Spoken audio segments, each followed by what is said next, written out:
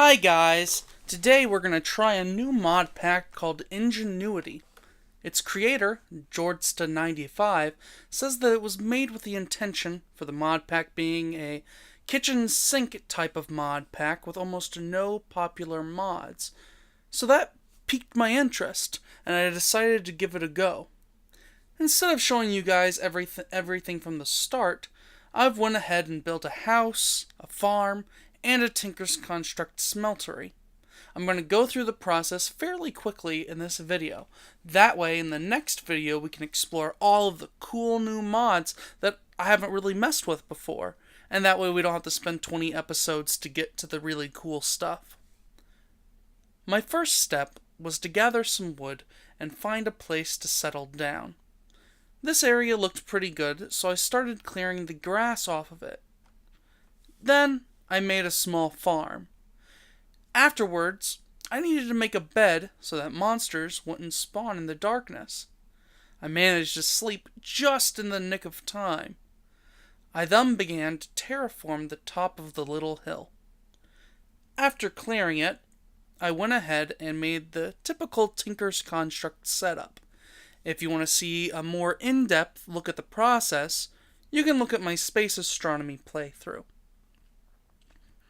I then went about and gathered wood and stone to update my tools. After the tools were upgraded, it was time to start a little mine. Just a little bit down, we ran into a cave. I then went and dug up a large assortment of ores. However, there were still a few things we couldn't mine with just a stone pick. I then started to look at the different ways to double our ores. But I also didn't want to do anything off camera that was new, so that we'll be able to look forward to that in the future episodes. Although the mod does not double ores in this mod pack, I decided to make a smeltery from Tinker's Construct because they're just so useful. This was so that I could make an iron pickaxe to mine faster and also get those materials that require a higher level pickaxe. I went out and gathered the materials I would need, and eventually I found the sand, clay, and gravel. I then turned that into grout and started smelting it. While that was smelting, I went ahead and made an oreberry bush farm using the oreberries that I had found in our mining expedition. Since oreberries can't be doubled like ores can, I thought it would be perfect for using in our smeltery. That way we could make aluminum brass to make casts without actually being able to mine gold yet, since we didn't have an iron pick.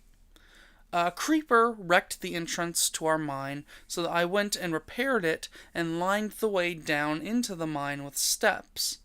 That way we wouldn't have to keep jumping to go up and down. I then went to the outskirts of a nearby village to gather some lava for our smeltery. However, I wanted to save actually going into the village for when we start the series proper. It is extremely important to one of the mods that I'm eager to try that we'll share in future episodes, but it's going to be flippin' sweet. I put some ore berries that we had gathered into the smeltery to make some aluminum brass and made an ingot and a pickaxe cast. I then made an iron pickaxe. Afterwards, I decided that it would be time to continue upgrading the farm and make it encompass a larger area so that we wouldn't run out of food so readily. I was having trouble jumping on the crops, so I decided to cover the water with cobblestone slabs so that I could walk across them while harvesting the crops. Additionally, if I left the slab in the meantime, it would not be if I left the slab, it wouldn't be considered a jump and destroy the soil. Win-win. I then started the long process of building the house. I ran out of supplies on numerous occasions, which necessitated multiple mining trips to finally gather them. I used a ton of marble tile from a new mod that I hadn't heard of before called Blue Power. In order to get the tile, you have to smelt Blue Power's marble. So after gathering all of these resources, I added in a floor made out of birch wood. I thought that the light color of the wood complemented the marble tile and just went with it.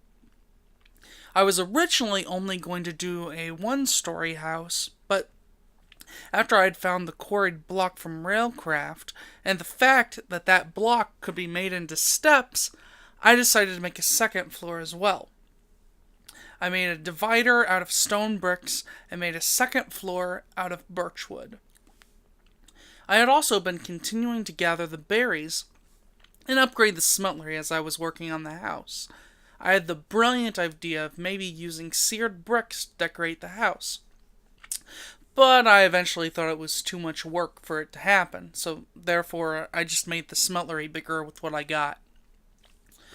Upon looking at the house from a distance, it looked like the marble tile was just, frankly, too big, so I decided to change the bottom layer into more stone bricks. I then started working on the slanted roof that I wanted on the house.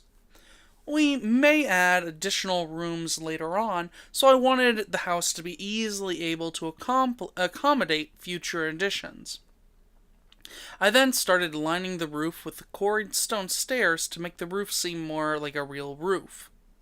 This was a very time-consuming process, and I fell quite often, and I also had to go out and mine a lot of materials. However, I think that the end result was worth it. Another cool thing about the quarried stone is that you can make lanterns out of it, so I decided to accent the house and grounds by using them.